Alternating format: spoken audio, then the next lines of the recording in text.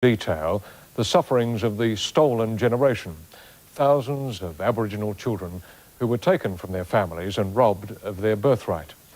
Those who took them are now accused of attempting genocide. But at the time, they believed they were giving the children a better chance in life. They believed the children needed a home. And after devoting years to bring them up, they've been shocked to learn the truth. Helen Daly continues our cover story.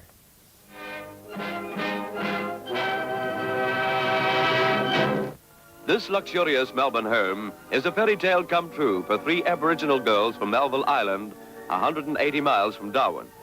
Mr. and Mrs. Deutscher visited the island last year and adopted 3 Aborigines to bring up with their own 3 children. Christine is 4, and for the first time in her life, she has a mother and father.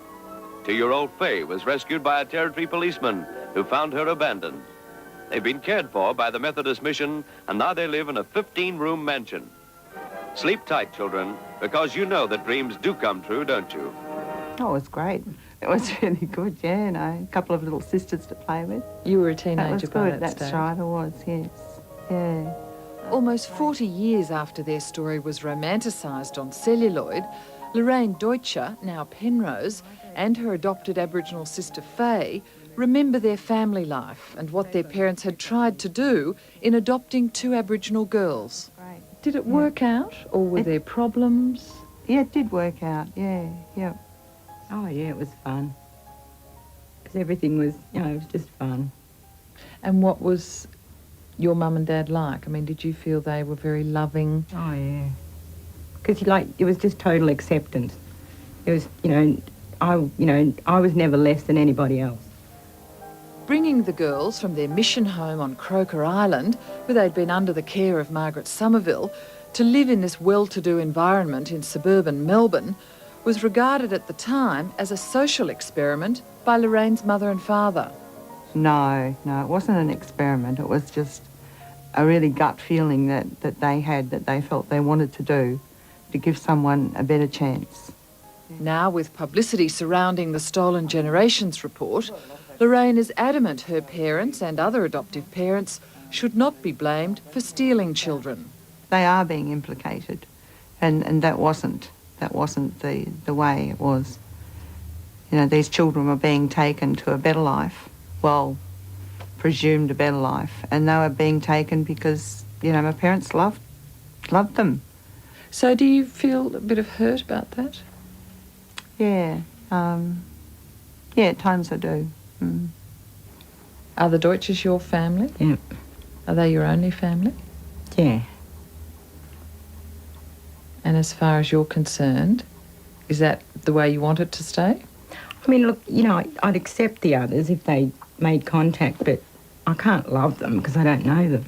Mm. Were you ever curious to find out about your birth mum? Mm. Hearing those words today, many Aboriginals might claim Faye's been successfully assimilated to the point of denying her Aboriginal self. But Faye refuses to see it that way, happy to have been adopted and certain the Stolen Generations report does not apply to her. Do you feel you're a stolen child? No. The eldest Aboriginal brought from Croker to live with the Deutschers was this young woman, Doris Clark, employed to help look after the toddlers. At the age of 21, Doris left the Deutscher household and stayed in Melbourne to find work. In a strange twist, a documentary at the time on traditional life showed Doris in scenes that were far removed from her own reality. The witchetty grub is the larva of the big Coesus moth, and was one of the most popular items in the insect diet of the Aborigines. Before long, unmarried and alone in Melbourne, Doris gave birth to a son, but was forced to put him up for adoption. While unmarried white mothers were also pressured to give up babies for adoption in the 50s, Doris, having been a stolen child herself, had no family or financial support to raise a child. So, Doris, where are you from originally? Oh, no. You don't know where you were born? No. That's a truth. Some 30 years later, Doris Clark was reunited with that son she gave up for adoption. Both mother and son now happy to have re-established contact. Yeah. It looks like, but you can see all the view now. Well, in the As a baby, he was adopted by these people, farmers Fred and Margaret McFarlane, who lived in country Victoria. They called him Stuart. But in the social circumstances of the times, she couldn't possibly look after a child. There was no supporting mother's pensions. There was nothing for her. Do you think this was a situation befalling all unmarried young mothers, regardless of colour? Oh yes, if a young unmarried mum didn't have her mother to support her, she didn't have a chance. How much information about this child were you given? None, virtually. None. We didn't know Stuart was Aboriginal when the matron of the home phoned us and said, could you come down tomorrow? We've got a little boy here. On the way down to Melbourne, we just said to us between Fred and I, he's a little boy that needs us, we need him, so we'll get the boy regardless. 38 years later, the boy talks about his journey, a happy childhood in a loving family, but issues about his Aboriginality led him to seek out his birth mother.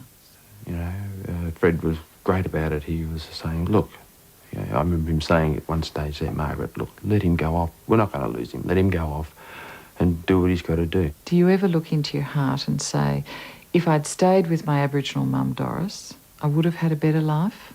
I've wondered that, often wondered if I'd stayed with her. I don't know whether I would have had a better life. Culturally, I might have, as in Aboriginal culturally, I might have.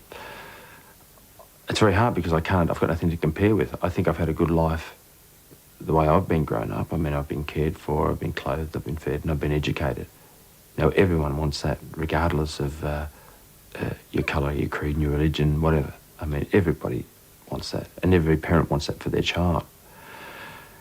I don't think Doris would have been able to do that, wouldn't have been able to give me that. I think she would probably be the first to say, I couldn't give you that, because I was a lost soul myself. I mean, she was taken. I'm very happy with the way I've been raised, and I'll be certainly raising my children in the same way, but I'll certainly be giving them the Aboriginal cultural side of it as well. What I was worried about was how poor Doris would feel when she met the mother who'd read her baby. That had me I was a little bit shaky on that issue, but anyway, when we met Doris, she just gave me a great big hug and said, I thank you from the bottom of my heart, so it was lovely.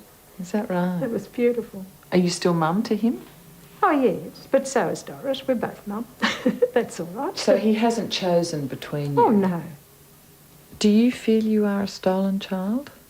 No, I think I'm a relinquished child, but then my mother is the stolen child, definitely, yeah. But no, I'm more of a relinquished child, and I guess I'm happy to be home. I guess I've got two families now. I'm happy about that.